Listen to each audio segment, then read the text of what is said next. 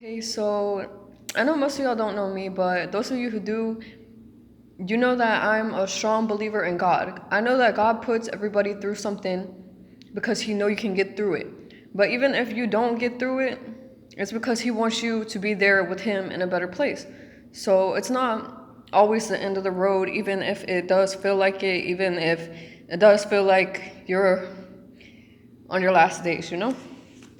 Um, So I have another story to tell. I have so many stories, but us special children of God seem to have a lot of stories and a lot of things to talk about. So, okay. Um, I left to go to California to go to a hospital. I didn't want to tell anybody because there's this girl, the one that bit me, that's like so many problems for her. She goes around telling my boyfriend's mom that I do meth, that I do drugs, all these things. So they want to send me and the kids over there to live with them so I can go to the doctor, see what's really the problem if I'm doing drugs, all this. I just did not feel safe going over there because I know if I go over there, that girl will finish trying to kill me. So I'm like, no, I'm just gonna go somewhere else, try to go to a hospital, and hopefully they can help me. I left and I went to California. I was there for like maybe 5 days. I went to two hospitals there. As soon as they found out I didn't have insurance, it was like, boom. Automatically, they're like, okay, well, we just think it's a stomach virus, you need to go to a doctor in 2 days, and yeah, there's not really much we can do for you. They didn't even give me an IV, anything, but they weighed me and I was 64 pounds. 64 pounds doesn't sound right, but they say, you got marks on your arm, it looks like you shoot up. Okay, let me show you my arm. You see these? This is the marks that they say I shoot up drugs with. These are marks from my boyfriend grabbing my arm, and when he grabs my arm, I bleed easily. Like, you can just do anything. I bleed. Look. Here, another time, it just starts bleeding. My skin just starts bleeding. And they tell me that I look like I shoot up drugs. But they don't even know me, nothing about me. And I'm telling them I was bit by a girl who has possible multiple STDs. Very many, probably, STDs. Like, why they don't listen to me because I look like this, I don't understand. I'm very educated. I know I'm smart enough to take care of myself. I know when something's wrong with me in my body. None of this started happening to me until after I got bit by this girl. I started looking at my blood test results because, when I was in the hospital, they told me, we're going to print you off your own test, your own results. We're going to show you everything and show you that it's just a stomach virus, parasites in your stomach from leaving the country. Does that not sound racist? Like, what? Why would it be parasites because I left the country? My kids eat the same food as me. I don't even eat outside like that. And most of the food I eat, it tastes pretty cooked to me. It tastes exactly like the same over there in America. So I don't know why it would be parasites. But I'm like, okay, if it's parasites, how come I don't have anything coming out on my stool? Like, you would see worms, something coming out. There's nothing in my stool. I don't have parasites. So she came back and she was like, everything's normal with the results. Everything came back normal. And I'm like, really? That's crazy. And she was like, yeah, we're going to go ahead and discharge you. And I'm like, okay, what can I do? They're discharging me, And they didn't come and tell me that until after I told them I didn't have insurance and that I don't work. And then after they found that out, they discharged me like that. So just like she told me, she was like, I'm going to come back. I'm going to show you the results, everything, this and this. She didn't come back with the results. She didn't even bring a paper. And she didn't even discharge me. They sent another doctor in to discharge me. I'm like, excuse me, can I have, my blood test results? And it's like, yeah, I don't have a problem printing that off for you. So he printed it off and I left. I went walking back. I left and I got off the Greyhound station. And I called an ambulance. I told the Greyhound lady, I'm like, look, I think I have leukemia. Can you please call me an ambulance? I'm shaking. I don't think I can last much longer. I've been riding a bus for about 3 days. If I keep getting on this bus, I might die. Can you please call me an ambulance? So she called the ambulance. They came, they picked me up. That's when they started saying I look like I do drugs and I got this in my veins, all these marks, like I shoot up, It was so crazy. So yeah, and then I left and I was walking in this area called Pamona, California, by the Greyhound bus station. But I couldn't find the Greyhound bus station because I didn't even know where I was. So I was walking, but I knew it had to be close because they took me not that far from the Greyhound to the hospital. And this boy on a bike passes by. It's probably like 1 o'clock in the morning. So, I'm like, that's weird. Why that person's riding a bike at 1 o'clock in the morning? But who cares? They're in the other side of the street going a whole different direction. I'm on the other side of the street trying to find the Greyhound. I'm so lost. This person comes up to me. Hey, you want to smoke? You smoke cigarettes? You do this? You do that? No, I don't smoke cigarettes. No, I don't do this. No, I don't do that. But do you know where the Greyhound bus station is? And they're like, oh yeah, I can take you fine. I'm like, okay, thank you. And they're like, start walking me.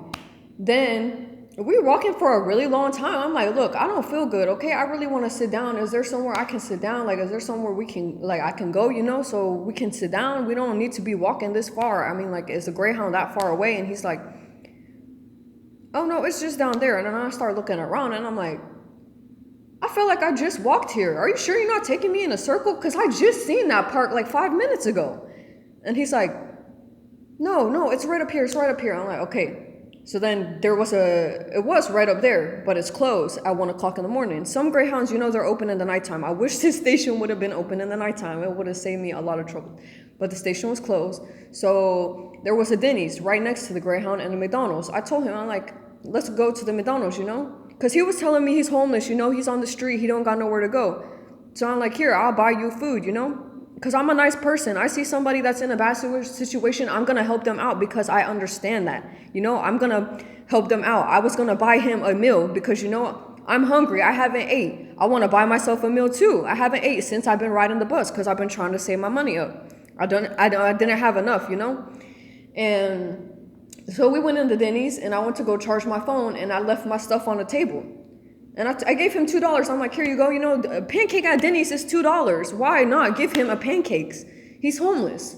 I understand that. So I bought him. I gave him $2. I'm like, here you go. Here's $2. Go buy your pancake, And I put my wallet and my book bag right there at the table. And I went to go sit in this chair to charge my phone. But the phone charger is on the other side of where I was sitting. I come back. The guy is gone. I'm like, why he left so fast? Where'd he go?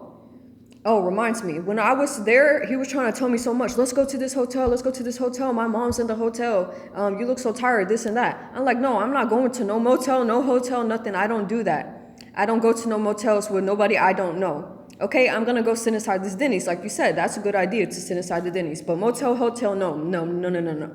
So, yeah, I noticed he's gone. He left. And I'm like, that's weird. He left.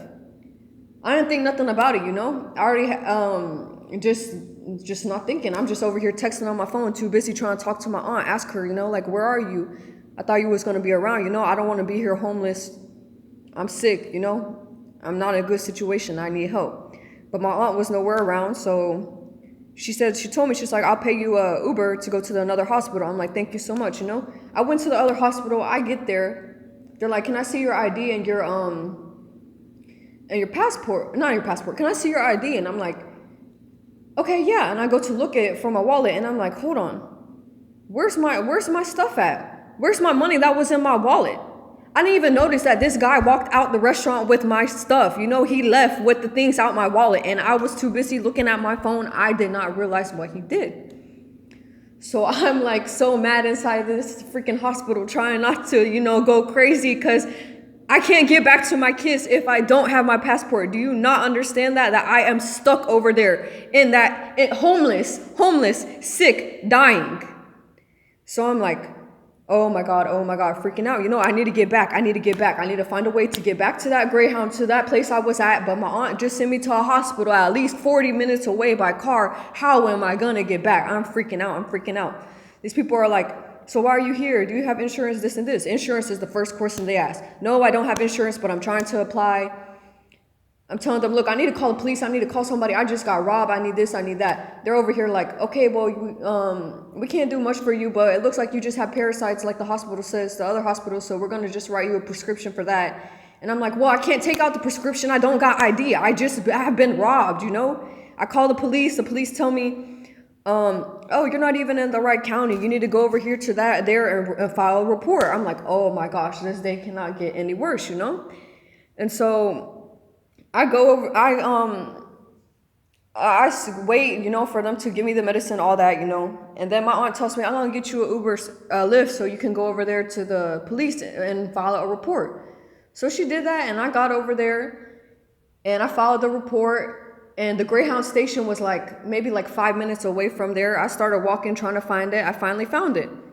I got to the Greyhound. It was the same lady that had called the hospital and told them that I thought I had leukemia and that I needed an ambulance. I asked her, I'm like, hey, do you know this boy that rides around on a bike? And then she was, at first, I guess, because the way I looked, she looked like she didn't think right about me. She didn't want to answer my question, And I'm like, please, this is really important. I got my ID and my passport stolen last night. I asked him to walk me to a Greyhound bus station because I wanted to get back to my family. I'm sick, I was telling him all this, and he robbed me. And the lady was like, oh, does he have brown hair? I'm like, yes, he has brown hair. He rides this blue bike. And she was like, oh, he's around here a lot. He gets into a lot of stuff, but he's in here always causing trouble. And I'm like, really? And she was like, you know what? Actually, now that you tell me that, I got this weird phone call off of a payphone, it sounded like. They were asking me if you need ID and passport to cross the border. And I'm like, really? That's crazy. And when I was talking to her, we see 10 police cars go by, 4 undercover cars put their lights on. So I'm thinking, oh my gosh, they finally found him. Maybe this is because of me. Maybe they found him, maybe they're going to get my stuff. My aunt calls the police, and they're like, no changes in the case. So that means it wasn't him. I don't know who that was for then, but I really had a good feeling that maybe I was going to